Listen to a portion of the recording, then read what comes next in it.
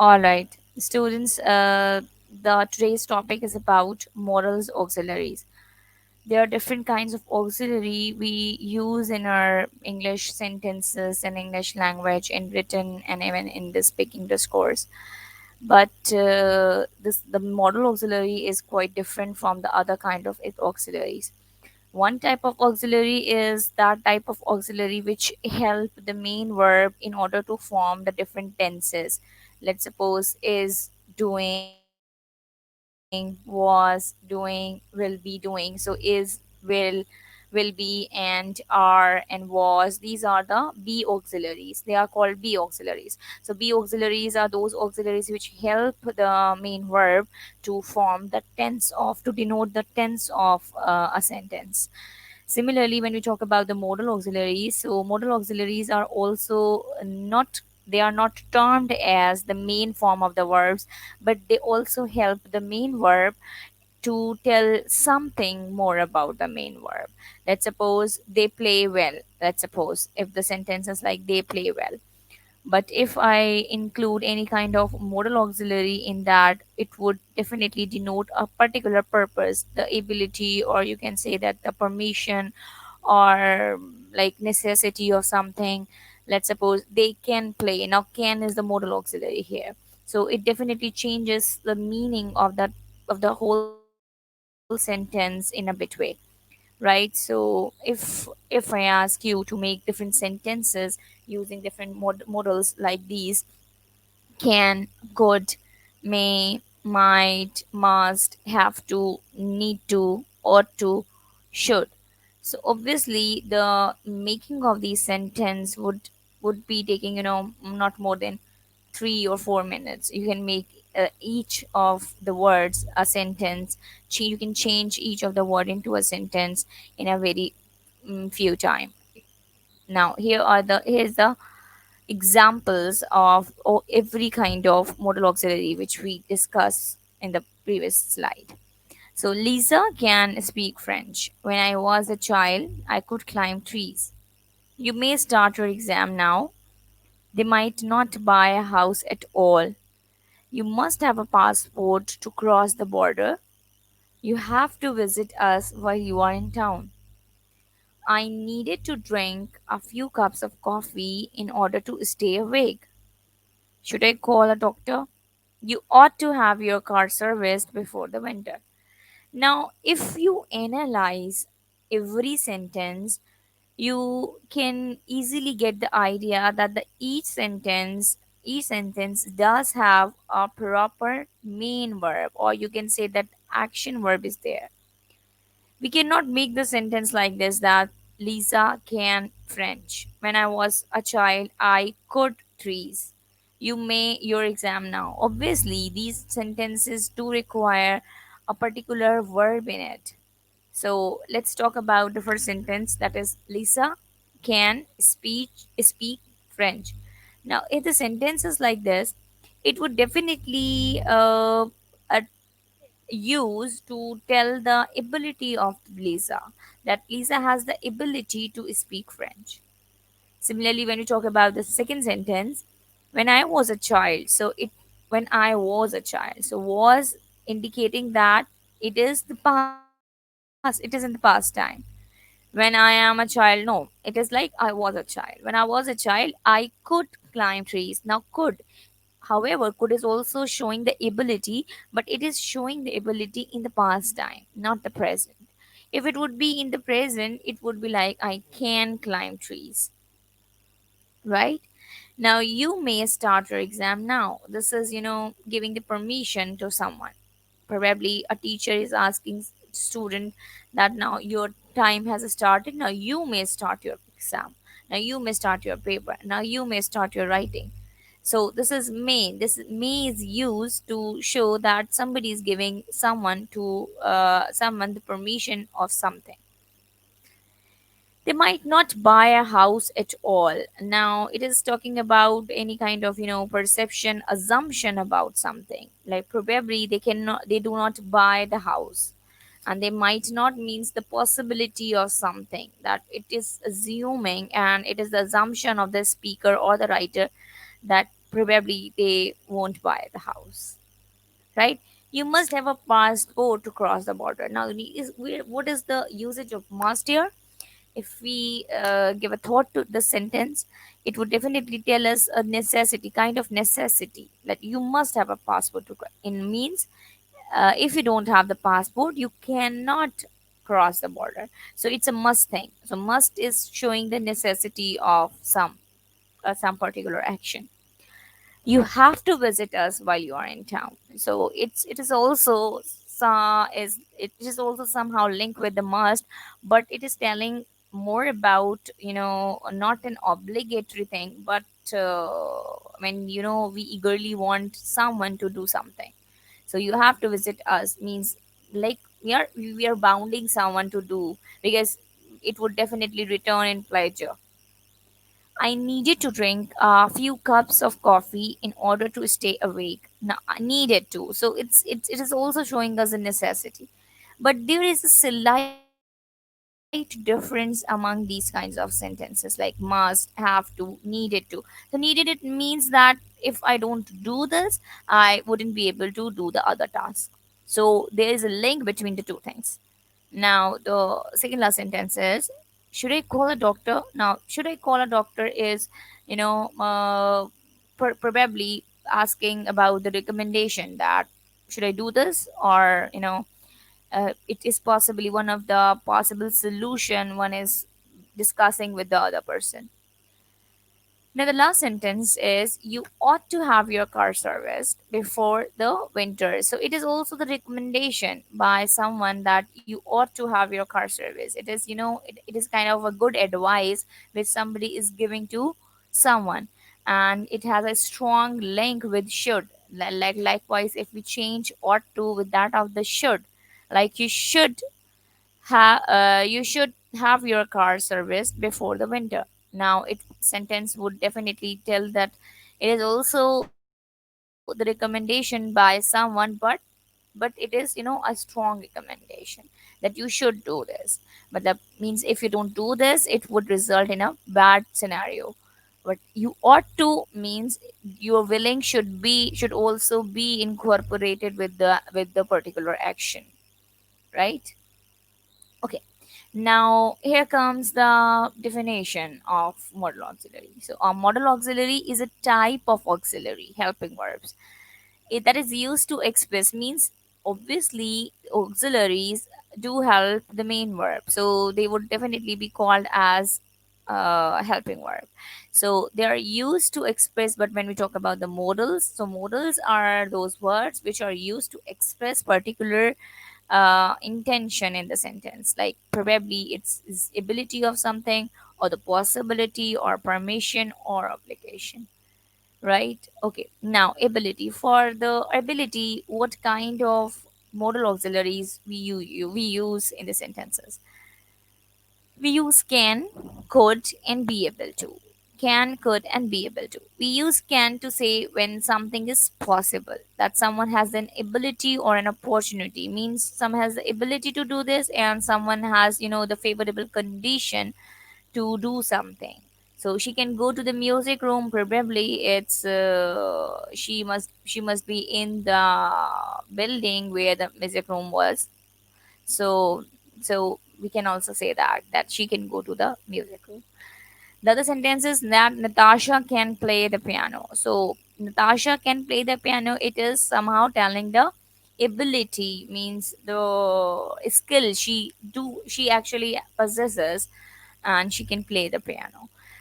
First one is, that means opportunity, accessibility was there, that she can go to the music room. And the second sentence is showing the ability of someone. In the present tense, be able to is a little more formal and less usual than can. Means most often we use can, but in rare cases we do use be able to, like is able to, are able to, am able to in present tense, because it makes the sentence, or it shows a formal tone of structuring. Emma is good with computer. She can write program. sorry, she can write program, and it would be like that she is able to write programs. So if we use she is able to write program, it gives a formal tone. Similarly, in some structure, we always use be able to, not can. Means there are certain structures in which we cannot use can. Like, let's suppose to infinitive. It is nice to be able to go to, means go to. Now, this is to go, able to go to the opera. Now, if the to and the first form of the verb infinitive is there, so we always use be able to, not can. It would not be like that. It is nice to can go to opera. Obviously, it could not be possible, because to go with the phrase of to infinitive, we always use be able to. After a modal verb, let's suppose if the modal auxiliary is already there in the sentence, like Mary might be, Mary maybe, Mary can be. So if the sentence like this is there in the sentence, so modals are also already there, so we use be able to, not can. So Mary might be able to help us. It would definitely be not like Mary might be can help us, right? Okay, now the present perfect. It has been quiet today, so I have been able to do some work done. So I've been able to, it wouldn't be like that, I've been can get some work done, right? It's so simple. So for opportunity in the past, let's suppose we don't have the opportunity in the present, but we had the opportunity in the past. We always use could or was able to or were able to. Let's suppose obviously I had the ability to do something in the past, I would not definitely be used can for that kind of sentences. To say that the ability or opportunity resulted in a particular action, something that really happened, we use was able to or were able to, but not could. Let's suppose there is a happening which has resulted in something. So, and in that kind of cases, we use were or was able to, not could. Let's suppose the first example is the previous one, the example of the opportunity, and then the other thing. The plane was able to take off at 11 o'clock after the fog had lifted, right? Now, the plane was able to. Now, it is telling the ability in the past time. So, when we cannot say that the plane can,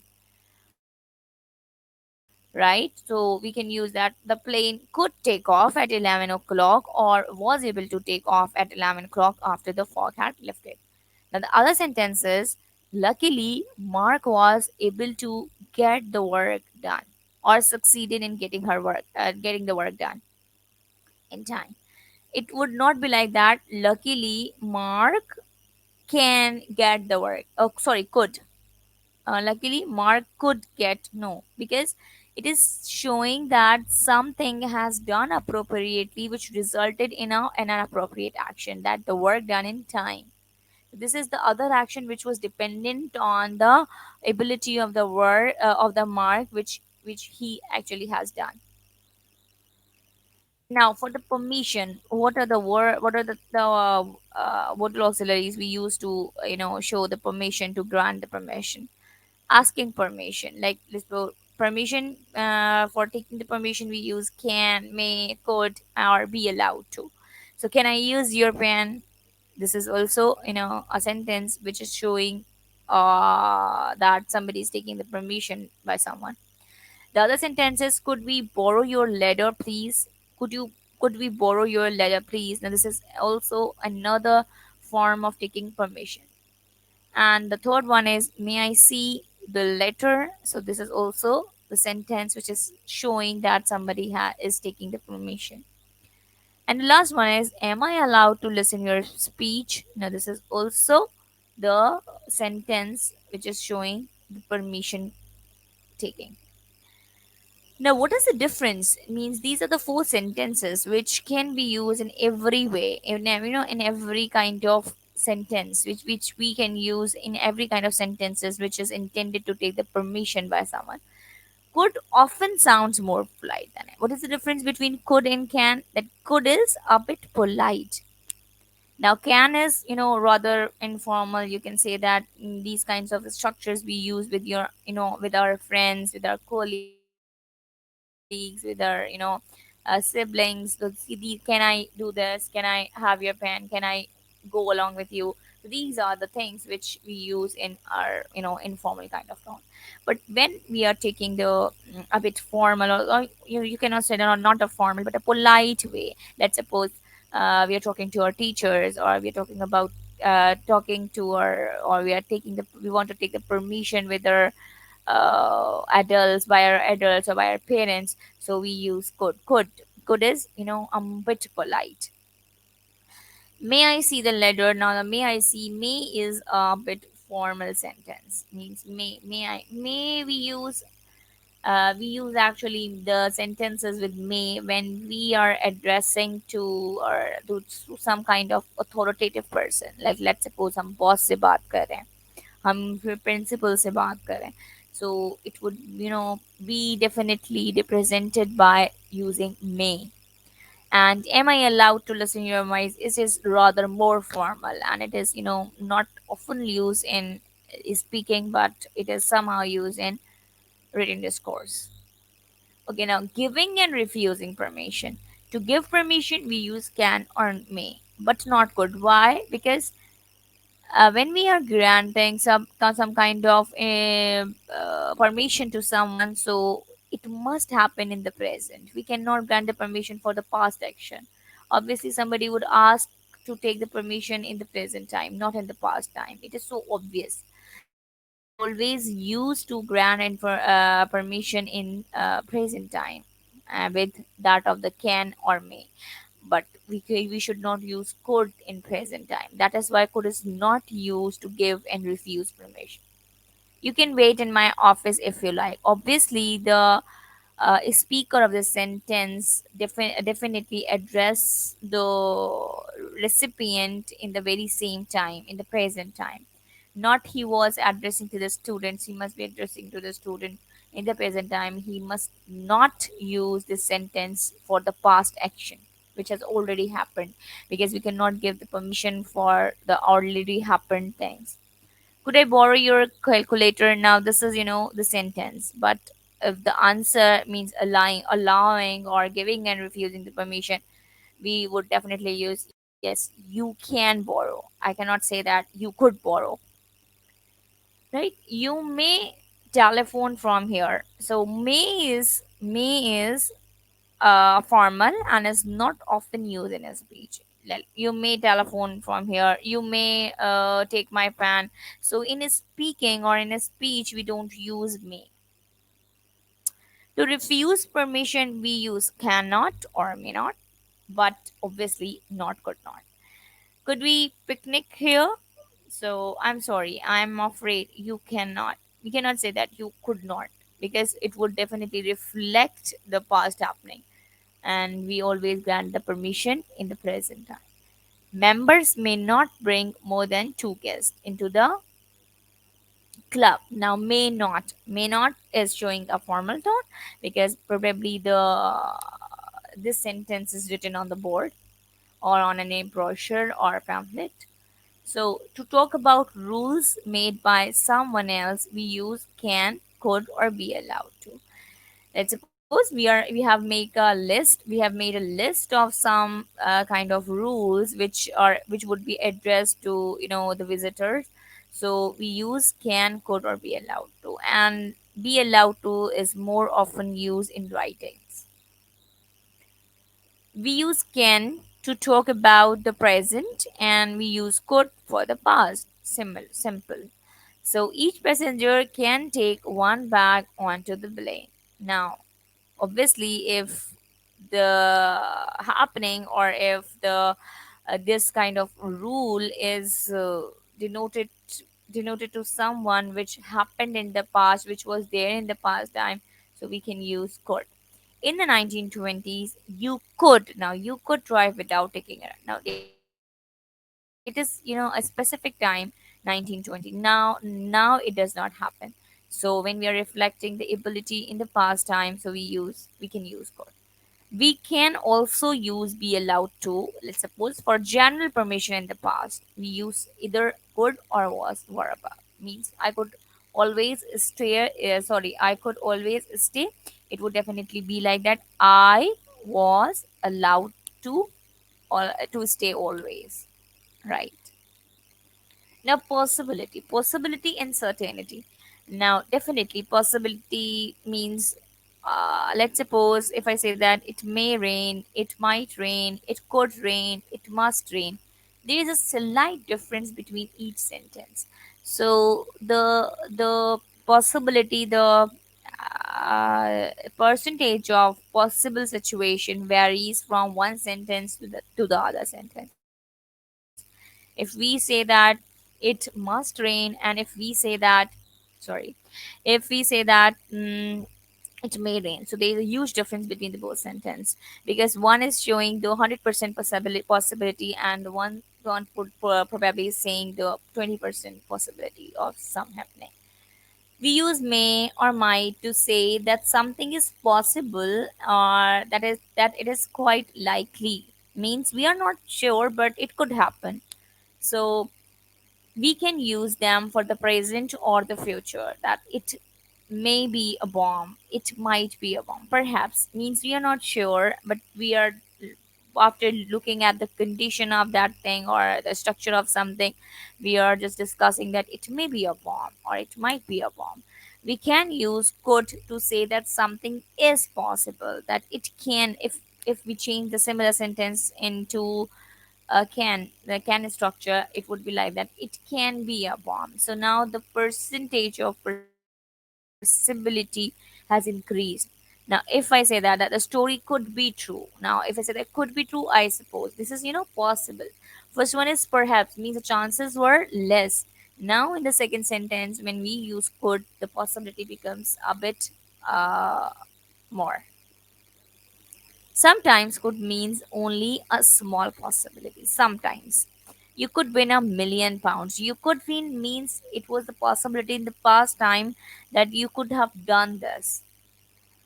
In some situation, we can use may, might, or could. Means there are some situation in which we use any of them. Like it may rain later, it might rain later, it could rain, right? So these are the most common structures we use in our daily life. So it is showing possibility with respect to the percentage. We use must when we realize that something is certainly true. Means there's a certainty about some happening, that I am damn sure that you must recover, or you must be recovered after some time. So it means that I am a bit sure about something, so there is a certainty in it. Say so now she isn't answering the phone. She must be out. Means must be, I'm certain about this thing. We use can't when we realize that something is possible. Let's suppose we are talking about possibility now. So we can also use can if we are saying that it could happen or it could not. It means is it possible or not possible. We haven't walked for far. We haven't walked far. You can't be tired yet. Means it is saying something that it could not be possible. That how would be tired in in such a short walk. So we haven't walked far. You can't be tired yet. Necessity. Now for showing the necessity of something, we use must or have to. So when we use present, past, and future, we can use the must and have to show the necessity in the present or in the past or in the future also. So we use must and have to or has to say that something is necessary. You will be leaving college soon. You must think about your future. You must think about your future. Yeah, now this must is showing that it is a necessity point to be considered before leaving the house. Now the other thing is that Mark has to get the car repaired.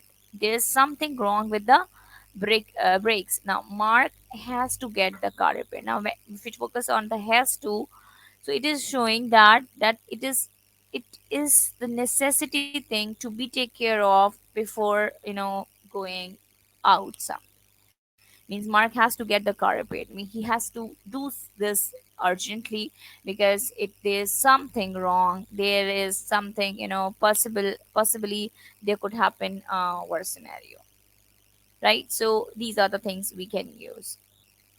Now, necessity mustn't, or you can say that must not, or needn't. This is also called need not. So, if we are saying that, obviously it must not be necessary, it mustn't necessary. So, if we are saying this kind of sentence, it means that it is showing that there isn't any necessity of doing something. We use mustn't to or must not to say that something is a bad idea. I mean, it should not be done, right? So it does not have any necessity to do, or means you can say even that it is a necessity to avoid something. If we are saying that must not be done, you must not drop these glasses, they will break, because it is a must thing to avoid. Because if you drop these glasses, it will break, or they will break. So you must not drop those glasses. Now we use need not when something is not necessary. Means you need not wash those glasses, they are clean. Now there's a difference between must not and need not. Must not means you're bounding someone to do something in order to be safe, or in order to get the best result. When we talk about the need not, it means that need not means you don't have any kind of obligation or any kind of necessity to do something, and they are clean. You needn't wash those glasses, they are clean, or they are already clean. We use don't have to or don't need to when something is not necessary, right? Means don't have to or don't need to. So if I say that you don't need to memorize each and everything, because it something is not, because probably memorization is not a good attempt, or probably it is not necessary, because you can attempt the paper without memorization. So teachers often use these kind of sentences that you don't need to do this, you don't need to work in that way. You don't, means you are bounding something that probably these are the not necessary thing.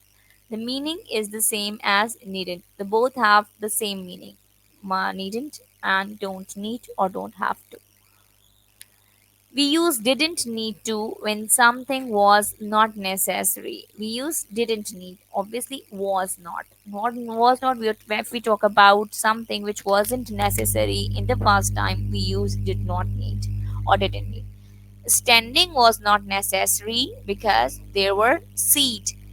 Sorry, was not necessary. So what was not necessary means obviously that it is not the necessity in the past time.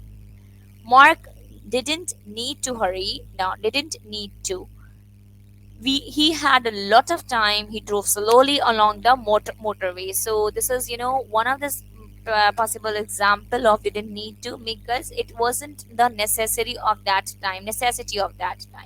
Means he had the enough time. He could have driven the car slowly, so he didn't need to be hurry.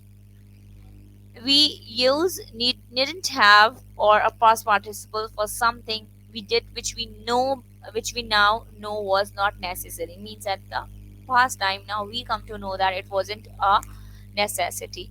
Like for example, like booking a table. Let's suppose the example is given here that Mark needn't have to hurry, or you can say that have to be hurried. Needn't have to be. Now have or a past participle. Past participle means to के साथ हमारे पास third form लगेगी, right? uh, After driving at top speed, he arrived half an hour early because he didn't have to hurry. Means he had to drive slow so that he could reach on time. but he actually drove fast, so he actually reached or arrived half an hour early. Now, should, ought to, had better, and be supposed to. What are these verbs, modal auxiliaries used for? Or used for? We use should and ought to. Say means what is the best to say, what is the best thing or the right thing to do. Means if we are, suggesting someone to do something, so we use should or ought to. There is no difference in meaning. We don't have any kind of discrimination among these two things, like should or ought to. Let's suppose you are not very well, perhaps you should see a doctor. So if I say that you're not very well, perhaps you ought to see a doctor. Ought to means probably the speaker or the writer is giving or tries to give a suggestion, a good suggestion to someone that you should do this or you ought to do this. Your uncle was very kind to me. I ought to write him a letter of thanks. So this is, something which I am reminding myself to do. I should do this. I ought to write him a letter of thanks. We use had better to, right? Had better to say what is the best thing to do in a situation, right? It is cold. The children had better wear their clothes. Means probably children are in the current situation. Means at the time of the speaking, the children were not wearing the clothes. But when the speaker says that it is very cold or it is cold now, the children had better wear their coats. Had better means it could be a good thing to do previously in order to save from the cold. So had better wear this and had better done your work done. So these are the things which we use. So these are probably there are different kinds of, should, ought to, had better, and be supposed to. Let's suppose if we talk about be supposed to, so it would be like that you are not supposed to do this. So let's suppose just make example of be supposed to, like you are supposed to submit your assignment by today so that everybody's assignment is submitted. Now be supposed to means I am bounding someone, I am suggesting someone that it should be done in that way so that all of the assignments would be gathered in a proper way. So be supposed to is also used. Now whenever the word be is written, it means that it must carry an auxiliary in it, likewise is, am, are, was, were, and will be or shall be. Shall be is not often used in these kinds of sentences, and in American language the word or the modal auxiliary shall is used to show some kind of uh, you know it has some kind of link with the modal auxiliary. So it shows some kind of possibility of something like that.